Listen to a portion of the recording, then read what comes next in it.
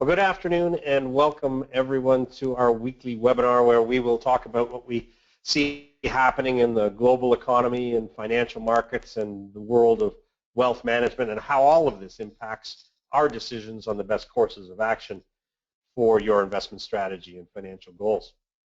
So thank you for taking the time out of your busy schedules to join us. We are recording this so that those who can't join us can tune in when it is more convenient. I'm Scott Tomlinson. I'm joined by my partner and colleague, Paul Tepsich, the founder of HighRock, and our financial planner, Bianca Tomlinson. We will have a question and answer period at the end of the call, so if anyone has a question about any aspect of wealth management, we invite you to feel free to ask questions. Remember that if you have a question, it is likely that other listeners may have the same question, so please feel free to engage us. Well, for those listening for the first time, HighRock was founded by Paul in 2010 to manage about $200 million in closed-end funds for Scotiabank, and we are registered with the Ontario Securities Commission. I joined Paul in April to help build our private client business, and we're excited to have our unique business model making an impact. All our new clients are coming to us because they really like our no-nonsense approach. If you like what we're doing, our approach, our service, and our expertise, feel free to recommend us to your friends, your family, and colleagues. We do have room for new clients who might be a good fit to our style of low-cost wealth management. Our private client division was established to take advantage of some of the synergies that come with the funds we manage for Scotiabank. We are not brokers. We are not investment advisors or financial advisors. We are a portfolio management company who has a clear understanding of wealth management. Importantly, all of us at HighRock have our money invested in the same models as all of our clients. Whatever we do for all of us, so our interests are aligned with yours. Our fees are simple and transparent, and as you'll notice, I've highlighted it. We fully disclose any hidden or embedded fees, unlike many advisors. Importantly, we have come through a cycle of above average portfolio returns over the last 5 to 6 years. And as we enter into a period of below average returns, to bring us back to the average, it is really important for investors to pay attention to their costs. And this is one of the reasons we are attracting new clients, because we have a great desire to keep your costs low. As well, we take our responsibility to you beyond what is required by the regulators with an independent review committee that reports directly back to our clients to ensure that we are fulfilling our obligations. The first report was sent with our quarterly update and portfolio progress reports, and will be sent each quarter in a similar manner. Well, after 6 years of above average performance, as I mentioned before, clients' portfolios need to have their risk managed, and more important than ever, as we enter into this low return environment, risk management becomes that much more important, because we must be vigilant not to put our clients' money at greater risk in order to chase higher returns. Our ongoing efforts for the management of your portfolio strategy is to find the best possible returns while simultaneously providing the least amount of risk in doing so. Naturally, this is done in the context of each of our clients' specific goals and their tolerance for risk. Our research shows that a globally diversified and balanced 60% equity, 40% fixed income model can significantly reduce risk and still achieve an annualized return of between 7 and 8% over a multi-year period. This is what we consider to be the optimal portfolio. Now, however, again, in the context of this low return environment, after multi-year periods of above average returns, we also have to rein in our expectations. Pardon me. And as I've been saying, there is a greater likelihood of below average returns on the short-term time horizon. At HighRock, we have 3 models with which to create balance and diversification.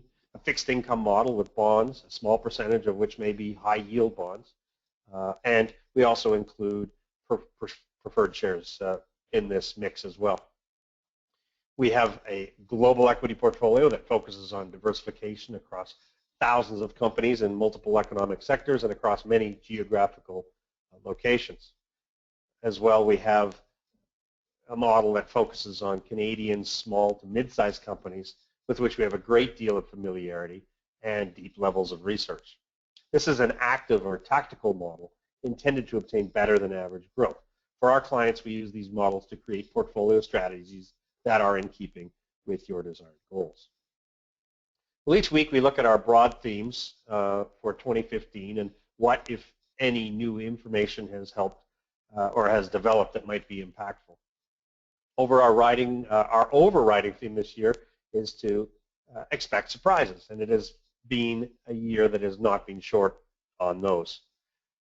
Oil prices began the year making multi-year lows, and the repercussions continue. They stabilized in the April through June period, but broke down a few weeks ago with the Iranian nuclear accord, and now look to retest those lows as supply continues to outweigh demand. And Canada's economy is struggling as a result. Another of our themes is that central bankers do not like volatility in financial markets because it erodes confidence. And when they are not confident, businesses do not invest and consumers do not consume. So in 2011, Mario Draghi, head of the European Central Bank, said that he would do whatever it takes to keep the euro, and he has. Earlier this year, he embarked on a significant bond buying program with an extraordinary monetary policy of quantitative easing to try and boost the euro economy. And it appears to be working, as deflation looks to have ended, and inflation, albeit quite low levels of inflation, have returned. Meanwhile, in response to the fallout of lower oil prices, the Bank of Canada dropped the bank rate twice. The Canadian dollar has been impacted significantly, and it is suggested that it may continue to trend lower, and we've had to be wary of this. This is why we try to have a portion of our client portfolios held not only in US dollars, but also by owning international companies through a broad range of exchange-traded funds, allowing us to provide diversity and reduce the potential for volatility. Well, as the Canadian dollar has been impacted, it has in fact been hit down to the lowest level since the 2008-2009 period. And there is, as usually there is, a lag time between when a weaker Canadian dollar will start to impact the export economy. In fact, with the global economy struggling at the moment, demand for Canadian goods has been reduced, especially in manufacturing and commodity-based exports. So what is our assessment of interest rates and what may be next for the Bank of Canada? Well, Canada likely entered a recession as it appears that both the first and second quarters of 2015 will have negative growth. Some are suggesting now that there's a possibility of another bank rate cut later in the year. Meanwhile, the bond market is pricing in the possibility of that rate cut. With the short end of the yield curve, we're seeing lower short-term yields. Meanwhile, 10-year bond yields have moved back below 1.5%, close to the April lows. Now, we were buying 10-year government bonds, 10-year government of Canada bonds for our clients back in late May, when yields were significantly higher and prices were somewhat lower. But interestingly, if inflation is at or near that 2% level, 10-year bonds at 1.5%, we're seeing real returns, which is the difference between the actual return and inflation, at somewhere around negative 0.5%. Now, this is the price for having safe assets in a portfolio. Safe government bonds are necessary to keep risk levels down, but certainly won't be adding to the overall returns with any significance in the near future. And this is part of that low return environment that I keep talking about. Now, in contrast to the Canadian economy, the healthy economy in the United Kingdom has shown a steepening trend to the yield curve, and the Bank of Canada, or sorry, the Bank of England Governor Jeff Carney has suggested that higher interest rates may be coming soon. So that's what is happening with a more healthy economy. And of course, in the UK, GDP is outpacing the rest of the G7 countries, although inflation in the UK continues to fall. So it does give Governor Carney a little bit of breathing room. Well, it's also widely expected that the U.S. economy will improve significantly in the second half of 2015, and that it will help drive the global economy to a better performance. This is part of Bank of Canada Governor Paulos' hope, as he stated in his second quarter monetary policy report. However, thus far, anyway, the U.S. economy is struggling. Manufacturing in July came in at below expectations, and as a result, the small improvements in May and June were negated. Well, the U.S. Federal Reserve, led by Chair Janet Yellen, also believes that transitory effects in the first 2 quarters that have held the U.S. economy down will be alleviated, and that the current and future gains in employment will be enough to get much better growth in the second half of 2015. However, wages and salaries declined sharply in the second quarter, the sharpest decrease since 2008, and without wage pressures, inflation will remain subdued.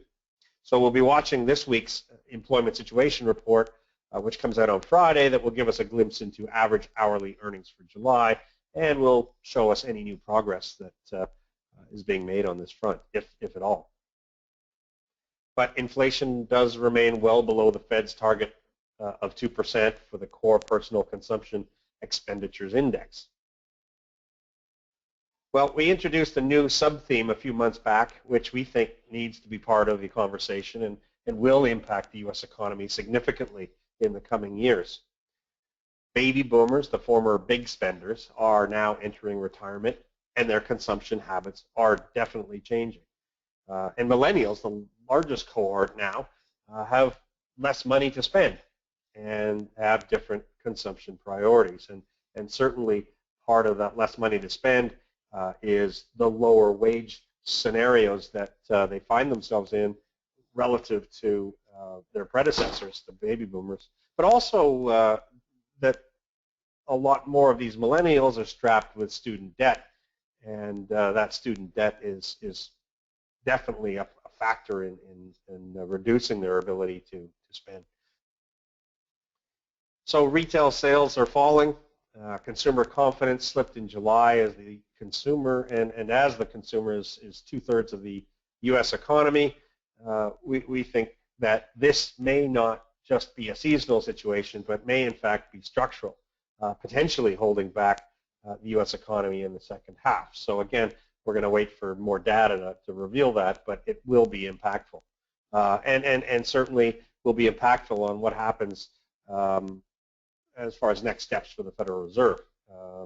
Originally, expectations were for a September rate increase.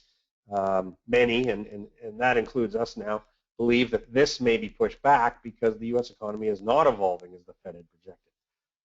And let's look back and know that the Fed's track record on the economy has tended to be somewhat more optimistic than what has ended up being reality.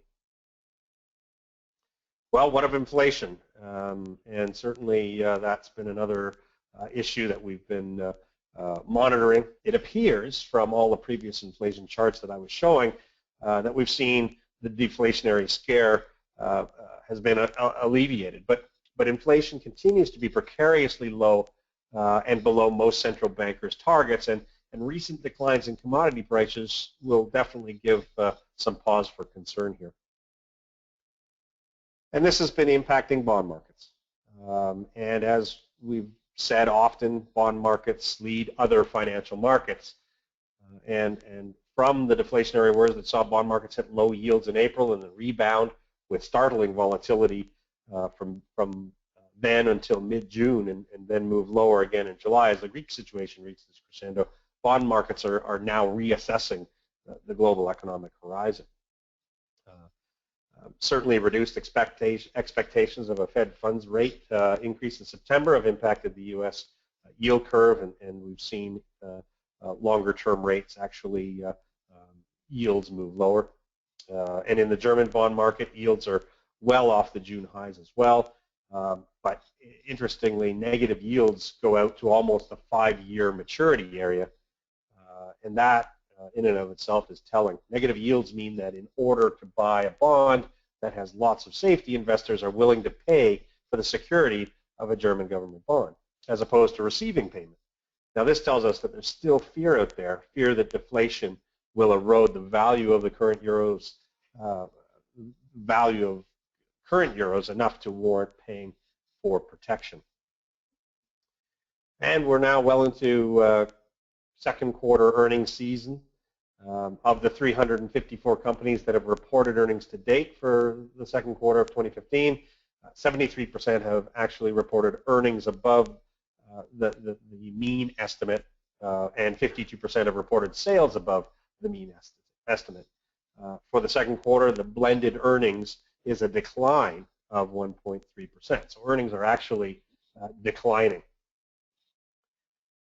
The current 12-month forward PE ratio is, and that's price-earnings ratio, is 16.6, and this is well above the 5-year average of 13.9 and the 10-year average of 14.1. So generally speaking, we still believe that share prices are expensive relative to company valuations, mostly because of simple supply and demand factors where share buybacks have reduced the supply of equities, and investors looking for better returns have increased their exposure to risk. So there's a lot less supply of equity relative to the demand.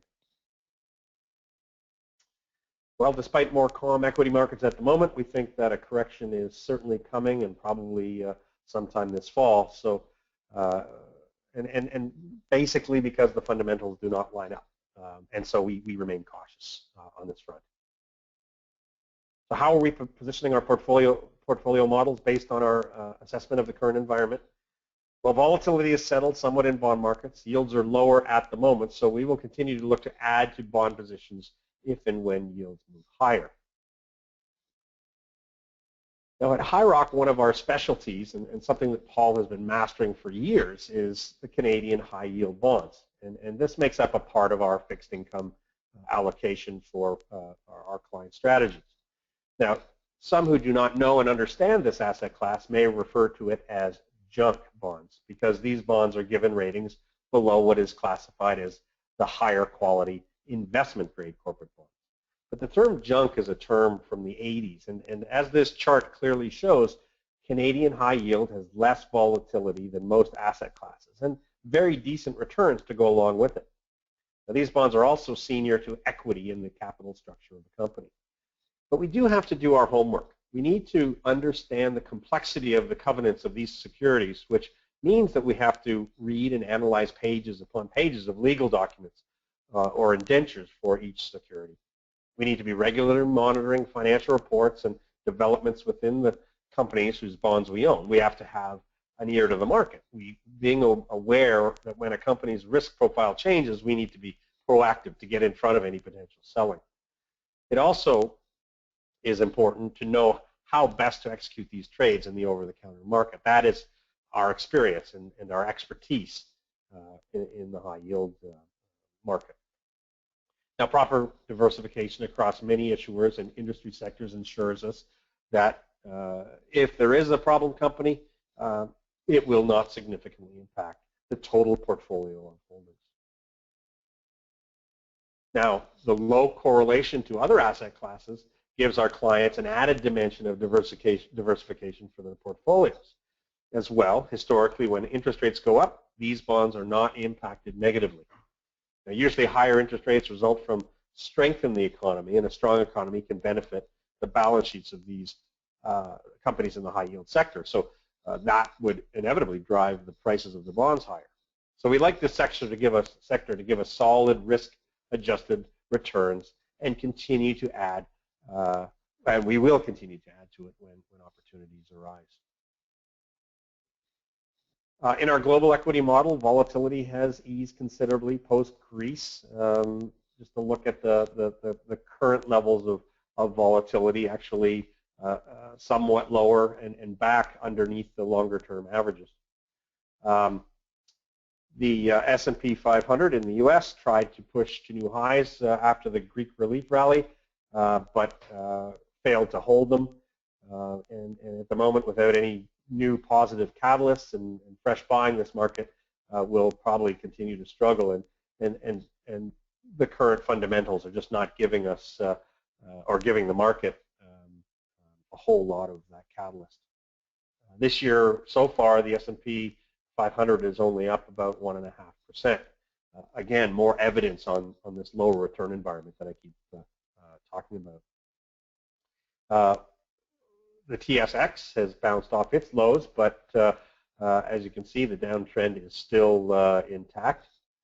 We'll look carefully to monitor for opportunities here, as obviously part of our exposure is certainly to Canada, but we'll talk a little bit about more of that exposure in a minute. On the international front, Japan also struggling to make new highs. The UK continues to trend lower. Euro stocks could not keep their highs after the Greek resolution, and they're also looking for a catalyst to lead them. Interestingly, the Australian market has broken out of its downtrend, and maybe this is a sign of better things for more commodity-rich countries, and potentially is that a positive for Canada? We'll keep our eye on developments there just to gauge as to what to look for next. As for China and other emerging markets, the trend remains down as China continues to struggle, and so do emerging markets. Again, looking for opportunities, but we want to make sure that when we do buy, we're not catching a falling knife. Well, generally, all of this gives us continued reason to remain cautious. We've been cautious for quite some time now, but we're prepared to be patient and wait for better buying opportunities down the road when some of these downtrends start to resolve themselves. Paul, I know you've been super busy with analyzing the onslaught of earnings that have been coming out. Any updates for us on the Canadian growth equity front? Yeah, thanks, Scott. A lot of the companies in our universe or wheelhouse that we look at, some of those are high-yield issuers. The reporting they've come through so far, some have been okay. The commodity-related issuers have had a tough second quarter for sure, and the outlook for the balance of the year looks to be kind of steady at best. And what I'm seeing from some of the sell side or the bank and dealer analyst, equity analyst community, when they put out a research report after a second quarter, they're typically bringing their equity stock price targets lower. So the reason why they're doing that is because the second quarter numbers typically lagged their estimates, number one, and number two, we've talked about this before, we look at multiples at times for valuation. We have that one chart you had up, the PE multiple of stocks. We also have the enterprise value to EBITDA multiple on companies. The analysts, sell-side equity analysts, are moving their multiples lower, which is kind of interesting. So a lot of these stocks, a lot of the stocks we have on our watch list right now are 30, 40% lower. It's pretty significant. So we are still trying to be patient, and we think a broader market sell-off, which Scott, you've kind of displayed through your work here, will continue to affect some of these stocks. And the other thing I would add, not within the Canadian growth equity model, which really is more of a value equity model than a growth equity model, is if we look at the S&P 500, kind of interesting, and people might notice this in the press or online, a lot of the move higher in the broader U.S. markets has come from, 6 or so very large tech companies like Apple and Google, Netflix, LinkedIn, etc., Twitter. And you'll notice some of those have actually sold off pretty substantially over the last little while. And I think when the leading stocks in the market start selling off, that we are likely to see a more broad sell-off in the stock markets. But that's about it for now. Well, thanks, Paul. That's great. Great insight, and certainly we appreciate that. Okay, well, that's it for today's discussion. Now, if anyone might have a question, please feel free to ask it now.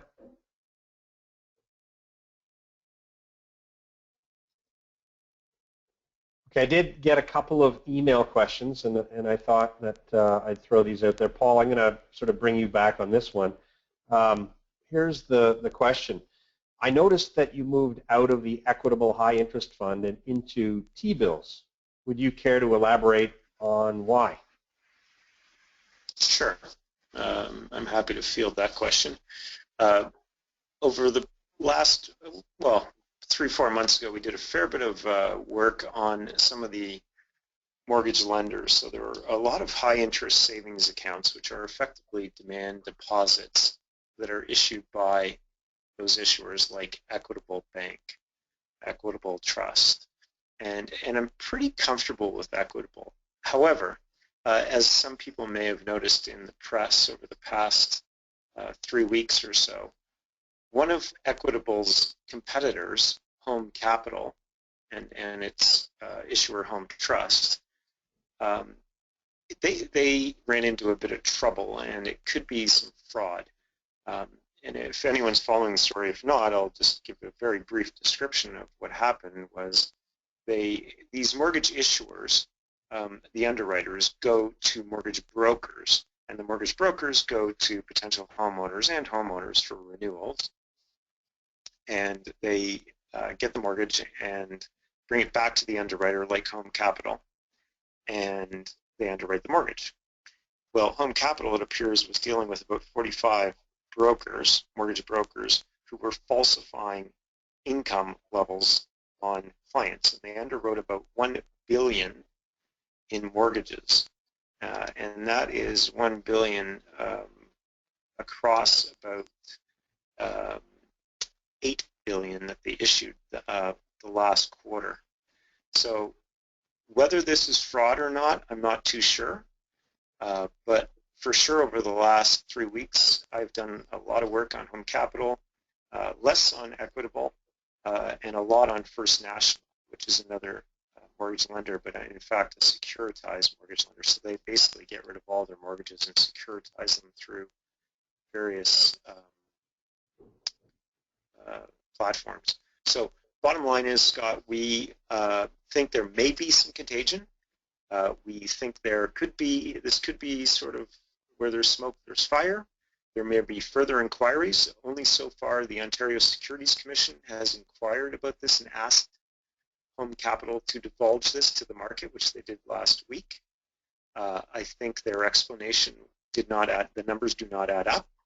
But we do think there could be a little bit of contagion towards towards Equitable, and we do not want to be caught with an overnight term deposit with something coming down the pike.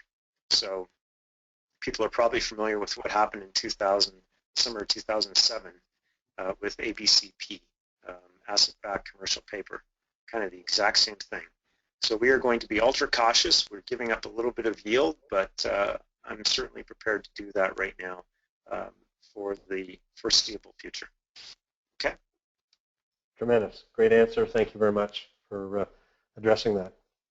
A client sent me a market letter from Axel Merck of Merck Investments that presents a pretty bearish picture, but somewhat in line with our assessment. But in this newsletter, Axel Merck is suggesting going to 100% cash or gold or some other alternatives. And the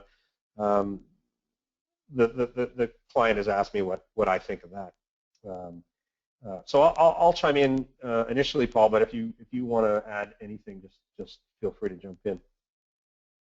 We take a longer term perspective to investing.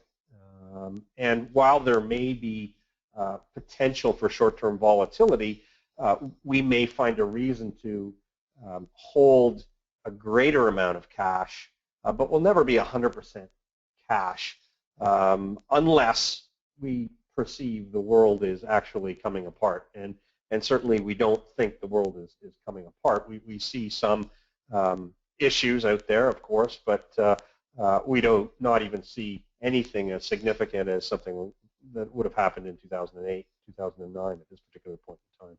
So we don't feel the need to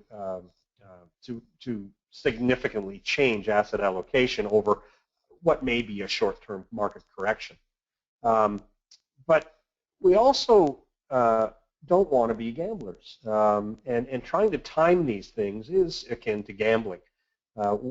We are in this for a long-term perspective, from a long-term perspective, with a long-term time horizon. We know there's going to be volatility at certain points in time. If we can take advantage of that volatility from time to time to add good opportunities, then we'll do that. But at no point will we gamble on going to 100% cash or 100% gold or any other asset class for that matter, because in essence that's trying to time an event, and I think that ultimately is not what investing is about.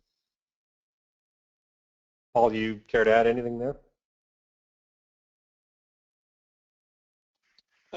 Yeah, I mean, obviously, I agree with Scott, but we are in a position where we, protecting our capital is paramount. So that's why many of certainly our newer clients that have come on board are sitting in very large cash weights. Some of our existing clients that were more fully invested are still in a very defensive posture, and will remain that way. I mean, it's not always about making money, and again, Scott and I are doing this for ourselves. My family's household, my parents' capital, it all relies on it. So we're trying to protect capital as best we can. All right, thanks. Well, it's actually great to get questions. We haven't had a lot of questions for these calls, but we're now getting more listeners, so it is wonderful that people are sending in questions. If you do have questions and wish to email us, we're certainly more than happy to do similar to this, to bring them into the next call. But that's it for another week. We've taken up a little bit more than our allotted half hour, so thanks for taking the time to tune in. Have a great week, a wonderful weekend, and we'll return with another webinar next Tuesday. And this is Scott Tomlinson signing off.